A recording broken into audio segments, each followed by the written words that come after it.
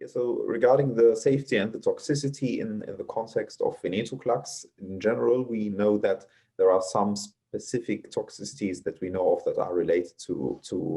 venetoclax and probably to BCL2 inhibition in general. First of all, the one that was investigated most on was tumor lysis syndrome. We observed in the early studies of venetoclax, already in the early phase 1 studies, that venetoclax is able to induce apoptosis or allow for apoptosis of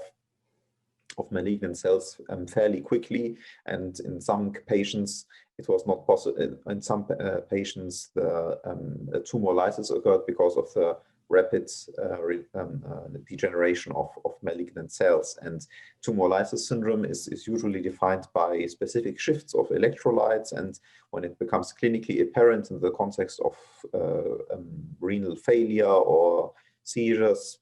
related to, for instance, electrolyte shifts and so on, we speak of a clinical TLS or a clinical tumor lysis syndrome. So this was one of the main and most feared toxicities of venetoclax in general, and therefore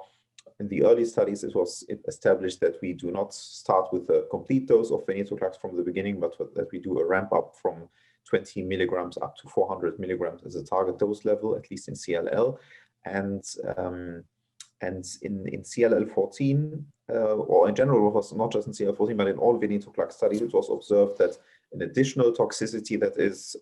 frequent with venetoclax are hematological toxicities, similar to what we observe, for instance, with chemotherapy, meaning particular neutropenia can occur in over half of the patients, particularly in the period when treatment is combined with other compounds. And also anemia and thrombocytopenia can occur while patients are on treatment. And this brings us to CLL14, because on the one hand, in CLL14, we have a combination therapy. So we combine it with the CD20 antibody obinutuzumab, which itself, of course, also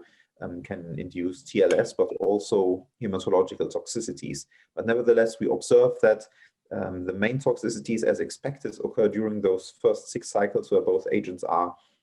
combined, but the frequency is not higher at all than, for instance, chlorambucil obinutuzumab, which is quite a mild therapy and which was the comparator in CLL14 and is also the comparator in various other phase 3 studies. So we definitely see that the higher efficacy that we've reported in CLL14 with venetoclax does not come at the cost of the patient's well-being or their or the toxicity